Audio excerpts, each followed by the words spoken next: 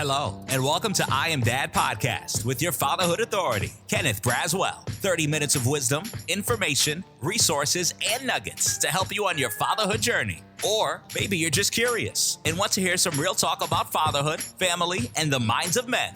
Well, guess what? We got you too. Sit back, grab your pad and pen, and maybe even bring a little something to sip on. Enjoy 30 straight minutes of fatherhood, family, and fun with the Fatherhood Authority, Kenneth Braswell.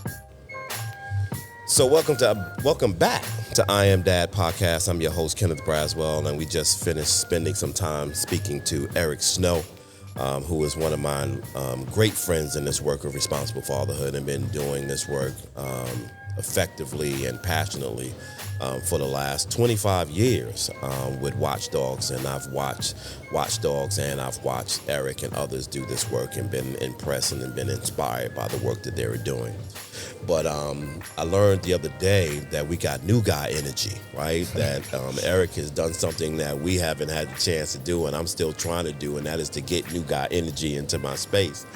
And Jim Walters has now walked into the scene, right? And so he is now a part of WATCH D.O.G.S. and I want to talk to Jim a little bit about how he got into this space and what he's seeing in this space and what is the work you see needs to be done and what does the future of this work look like for Jim Walters, right? And so, Jim, how you doing? Doing great. It's been a wonderful week. Thank you so much for coming in. Talk to me a little bit. No, tell me your daddy story. Sure. Okay. The daddy story. First, I want to say thank you for having me on. This is, it's surreal, right? To now sit amongst heroes, right? To be one of the millions of dads who found that sense of purpose through WATCH D.O.G.S. and now to be serving those millions of dads side by side with a hero of mine. So my dad's story, I was a child of divorce. Okay. I had a single mom who, and this will be relevant to the future of WATCH D.O.G.S. I had a single mom who she took up that dad role. She learned soccer so she could coach soccer so that I could be that kid who had a parent coaching soccer where my friends had their dads there. So I missed dad a lot as a kid. Okay. It was Papa on weekends who came into my life and showed me what a good man is and does and how he behaves and how he serves his family. And I am happy to say that my father, he found his way to fatherhood and is an amazing dad now. I've got baby brothers. So I don't want any time I tell my story and you know, my dad hears it, I don't want it to be heavy on his heart. But so I grew up without that in those formative years. And fast forward, I'm a young man. I'm in love with a woman. She's got a beautiful baby girl, and I was thrown into that role of father figure in her life, and I felt very hesitant stepping into another man's place in a child's life. Right, that was difficult for me to navigate because I knew that 1,000 of me coming into her life would not replace him. Yes, right. He was always going to be missing. And so I was very thoughtful about that. And the WATCH D.O.G.S. program being implemented into our school was kind of where I first found a way to play that role and to learn how I fit in my life, right? And then you know, my wife and I have had 2 more daughters since. They're all spread out. Our oldest is now 23 years old. Our youngest is 12. So I was at the same elementary school with a WATCH D.O.G.S. program for enough years to be that dad who was young and overwhelmed and just trying to figure it out, to be that dad who started to learn how to manage his schedule and balance life and be present more often, to realizing that if I didn't step into a role of inspiring and mentoring men to step into those leadership positions within our WATCH D.O.G.S program, that it might go away when I'm gone, right? So I felt this tremendous sense of responsibility to make sure that that program continued on.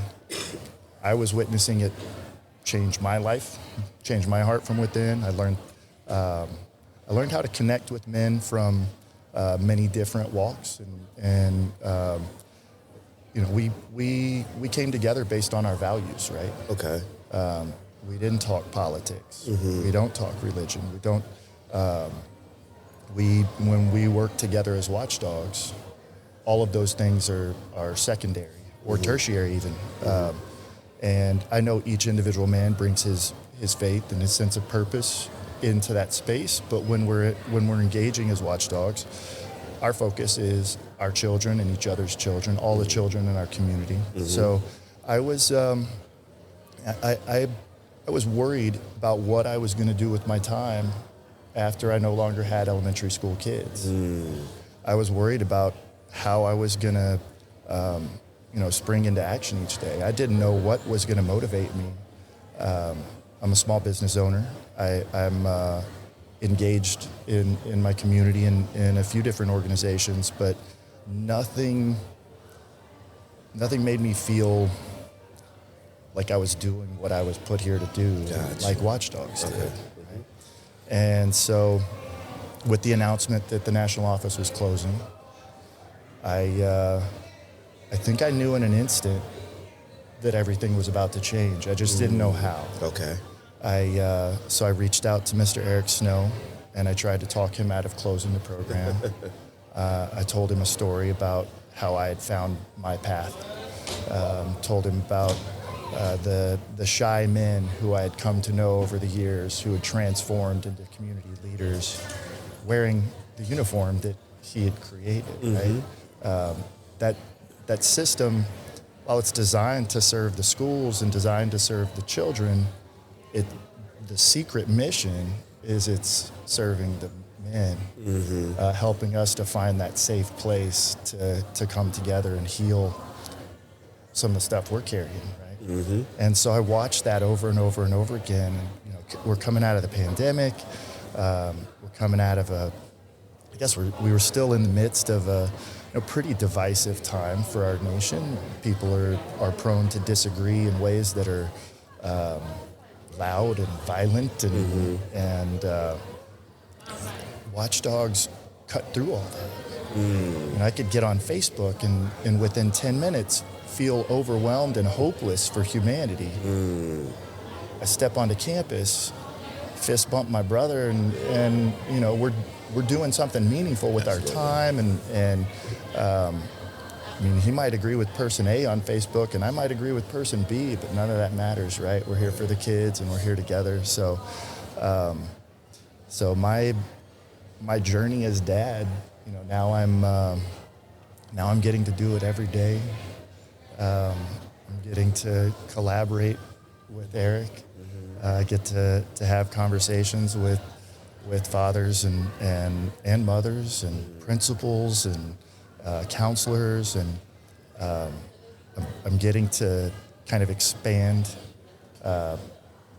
my view of all of it. Like I was hyper focused on making this thing work for one group, like one small community, right? Yeah.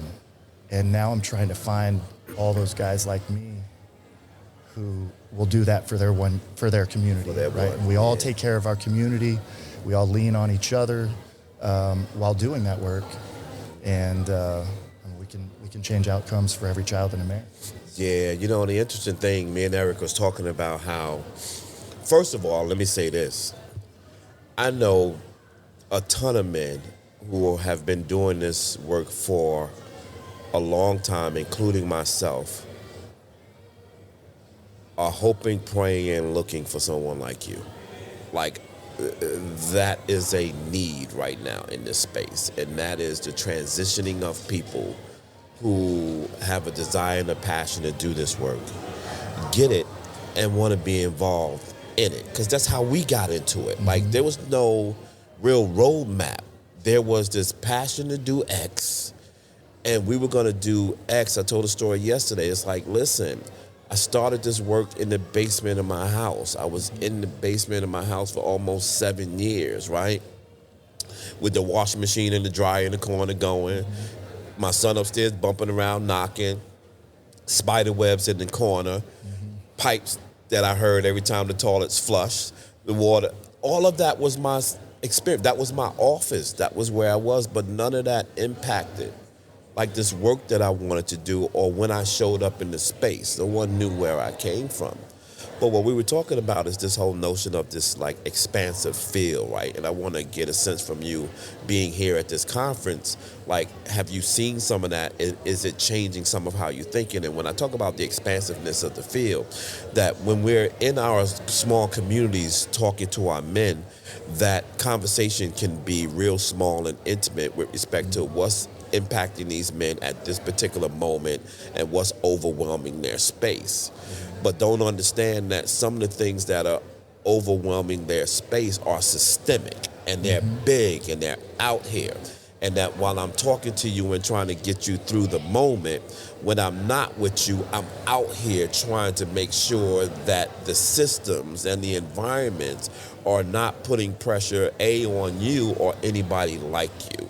So when you are here now in the midst of hearing all of these conversations, have your space and your thought about what you're going to be doing back in your community expanded?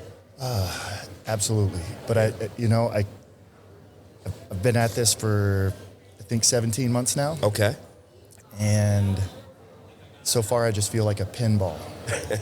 Like I find some, new truth, a revelatory moment, inspiration, listening to, someone like you speak, or Eric or Keith or the other men in leadership capacities within this space.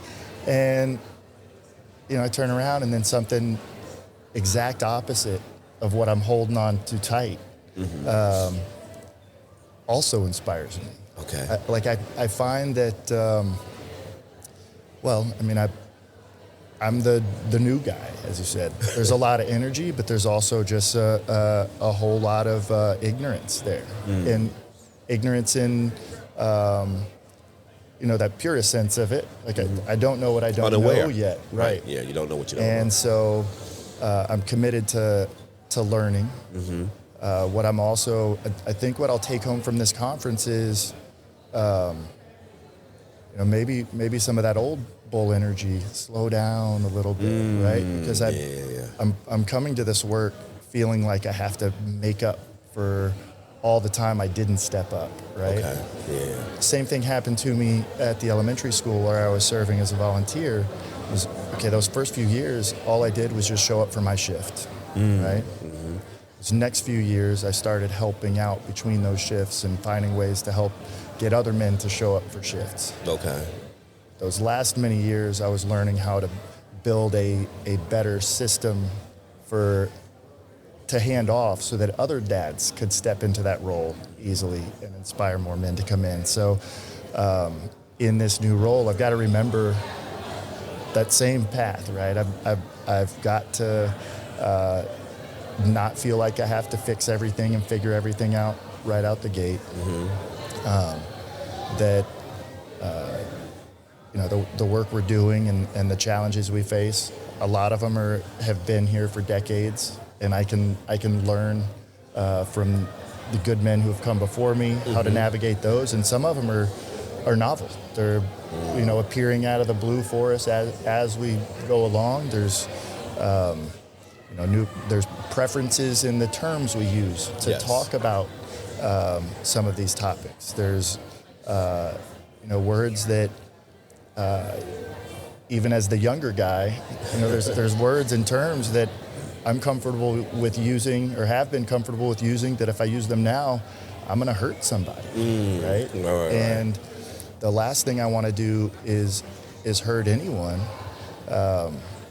And being here, listening to the many different conversations, I think it's going to be important to let some of those ideas soak in for days and, understand when you get into a space like this, you know off the bat, like you can trust everyone's intentions. We wouldn't be here if we didn't care. We wouldn't be here if we didn't have a passion for this work and serving the next generation of America through education. And so, but we're going to disagree. Absolutely. Right?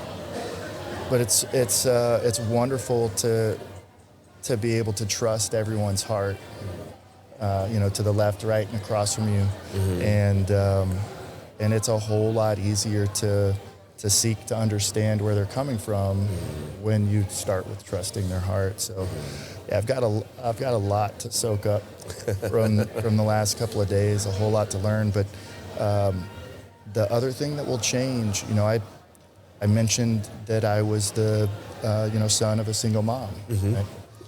Right? In our programs, we talk about father. We talk about dad. We speak directly to the heart of the man in the life of that child, and we ask him to show up for that child, and we ask him to show up for all the other children. And I especially feel compelled to point out those children who, like me, were looking for that positive male influence, that positive male role model to be present in their journey. So I have long been very sensitive to the fact that when I say dads of great students, there's a child who thinks, mine's not around. Yes. Right? Yeah. And in my time at the school, I look up, we have the Wall of Fame, right? So you've got all the volunteers' pictures with their children. And I see me there with my babies, but I don't see little me there with my dad, right? And so I know there's those other little Jimmies on our campus who are seeing that and feeling that. And so I came to this role with the national program thinking I have to find a way to wrap my arms around all of those kids. I have to find ways to shift the terms we're using and the words we're using, and I felt like I needed to put the bumper pads on some of what we do to make sure we're not hurting people. Right. And there's a danger of doing a whole lot more damage. The more I soften those edges, the less likely I am to find the next version of the adult me. It wasn't like that. It was that word dad that called me to step up, right? It was, you are the father. This is your responsibility. I heard that and I felt it and I answered it. And if I don't continue to use that same message and do it without shame, without worry, I have to fearlessly continue to speak to fathers. Yes. And I have to know that there are going to be people who are upset by that. And that's okay. Yeah. That's really okay. I mean, my thing is, more get hurt if you don't than if you do, right? Right. More people's feelings get hurt if you don't say something than if you do. More children will not reach their full potential if we don't than if we do. Right. Like, the thing is not to try to be perfect. I talk about this all the time. Even with my staff, even with my company, it's a driving principle of all of my work. Anything that I'm involved in, anybody that I'm involved with, I expect excellence in everything you do. And excellence includes a lot of things. It includes commitment. It includes passion. It includes focus. It includes organization. Excellence includes a lot of things to be excellent at what you do. And the reason I press excellence so hard is because what I do understand is that you and I will never be perfect. Right. But if I push excellence, it will get me closer to perfection than I can ever become. Right? And so I'm a driver of myself because I cannot even put a pencil on the table unless I put it there in excellence. It can't be hanging off the table. It can't be pointing towards someone who can pick it up and harm themselves. It can't be unsharpened so that it has no use. It has to be put there with excellence. And so there's a level of detail that goes into that. And I think what you have sharpened over the last 17 months is the excellence of serving. Being aware, being empathetic, being sympathetic, being flexible, being available, right? Just being there. Because when we start talking about dad being called, I think one of the things that they don't often have is availability to something that can support, help, and affirm them in the moments that they feel their worst. Right? And so I applaud you. I support you. You got my number. Awesome. And so if there's anything that is perplexing you, or something that you need to get off of your mind and you just need to think about it and you need someone to listen, and I could give a few words or many words or a whole lot of words, right? Depending on what you want and what you need. And there are many of us that are here for you. So, because sometimes in this space, even in doing this work, you can feel like you're on an island. Like, and don't ever say to yourself, because I'm the pot calling the kettle black, like, because I do this myself. I'll say, man, something just happened. I just had an epiphany, and I'm not exactly sure what to do with this. Man, I should call Jim. Damn, Jim just took on this job, and he busy. He got his own kids. He got his own family, and I'm not calling Jim. And you sitting in your spot over there, watching, saying, man, that's what somebody would call me right now. Right. And it's like, again, it's better if you do than if you don't. Sure. Because what my friend Patrick has taught me, and he does it to me every time he calls, and it took me a minute to understand what he was doing. And every time Patrick calls, he says, good time, bad time. He starts off with that. Right. Hey, what's going on? Blah, blah, blah. Yo, good time, bad time. And he gives you the opportunity to say, nah, I'm good. Let's rock and roll. Or I got 10 minutes before my meeting. Let's get it in. Or let's go. Or yo, I'm in a meeting right now. I'll give you a call right back. Give me a good time to call you back. And so it's always this measure of checking in with people who need your availability, but need to assess that availability with guide rails and guardrails and things of that sort. And so keep that in mind. I give that to you because I don't want new guy energy to become no guy energy. Right? Because this is, I said it yesterday, this is not hard work, this is hard work. Right. And if your heart ain't in it, step away from the mic because you're going to do more damage to people than you are help. So any last words?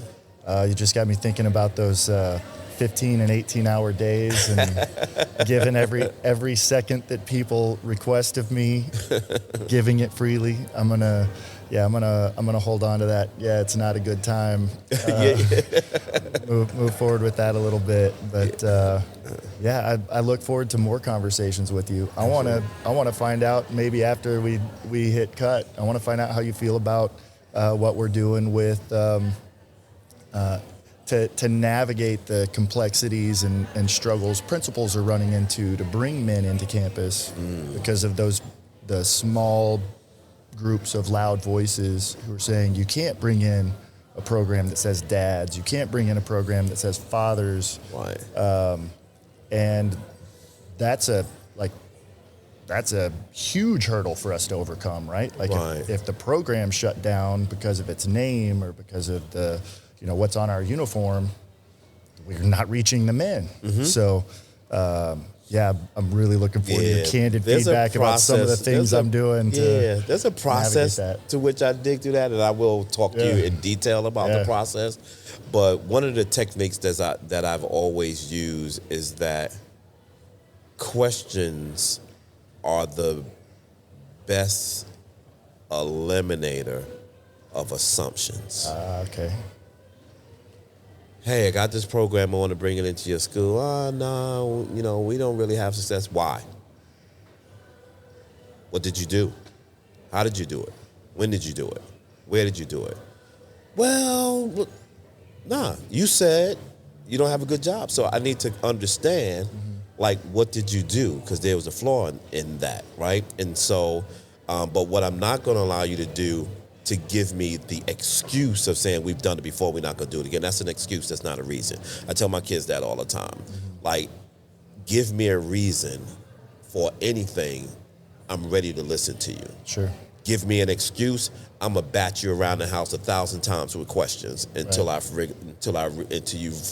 you realize that what you're giving me is a deflection answer because you want me to walk away, and I'm not walking away because I got a question that needs to be answered, and you need to answer it. I give you the small nugget. I had a staff member that a good friend of mine. He used to send me a text or call me almost every morning for like almost 3 weeks. Hey, boss, I'm a little late. I'm in traffic. Be there in a few minutes. Hey, boss, I'm caught in traffic. And I was just like, I watched the pattern. I wanted the pattern to build before I say something, because if I would have hit him on the first instance, he wouldn't have got it. So I waited for him to go. And we were in the car one day, and I said, thanks for, being thoughtful enough to send me the text every morning and tell you in traffic.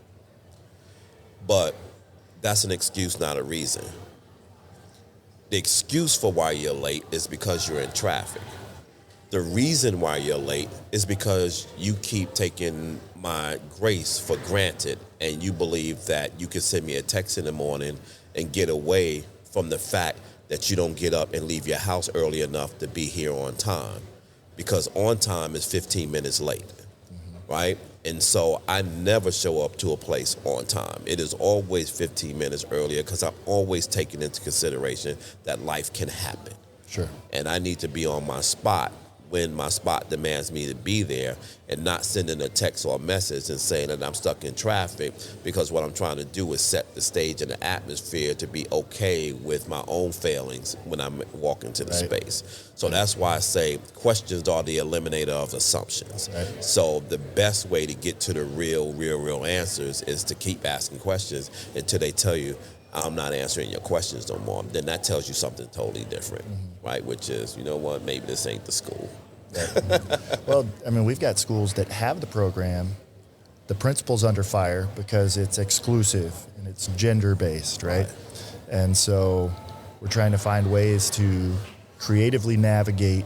And this is the problem I'll be solving probably for the next many years, right? How to creatively navigate that situation where the principal loves WATCH D.O.G.S. Right.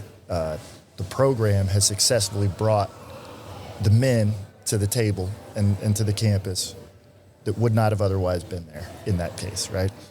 But now there's this loud contingent within the community who wants to tear that down because it's hurtful to the few, but they're going to take what's successful away from these kids, right? And I've been that guy who tried to adjust the language, and I am. Like, I'm finding ways to carefully navigate it. I mentioned I feel like a pinball bouncing around, and I'm trying to soften the edges.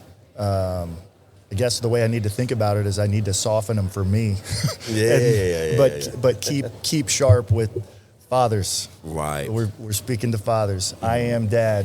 Yeah, I always express that in. I always say analogy, but I think it's more a metaphor for things that kind of give me clarity on what I'm dealing with. And whenever I think about those kinds of things, I always say, have you ever had a sprained ankle? A really, really bad sprained ankle. And you sit in the chair and you kind of put your foot out and you sit there because it feels a little better if your leg is stretched out in your ankle. But every time somebody walks by, you're like, because you think they're going to kick your ankle, or you think they're going to hit your ankle. And for me, metaphorically, that's what happens when we bring this into the space, that there's this pain point that they haven't dealt with, and anytime you get close to it, they pull back. Okay. And that's why you have to start asking the questions, right? And then the other thing is, hey, you know what? I'd like to come to your school and do a workshop on fatherhood awareness and engagement. Before you ask, can I bring my program into your school? Because maybe many of the questions that people are going to ask, you can answer them in an atmosphere that gives them the ability to give you an indication of where their pain point is, so you know who you're dealing with and what you're not dealing with. So it's all these, like, it's, my wife says you can say anything to anybody, it's how you say it, right? Okay. And so you just kind of figure out how you need to say what you need to say in order to get what you need. Okay. Right. So curiosity from the mind of from the confusing, complex mind of Kenny Braswell. I love it. Thank you so much, Jim. I appreciate you, man. Thank you Listen, so much. Good luck in everything that you're doing with WATCH D.O.G.S. To everyone who's listening to the sound of my voice, you're listening to I Am Dad Podcast. I'm your host, Kenneth Braswell.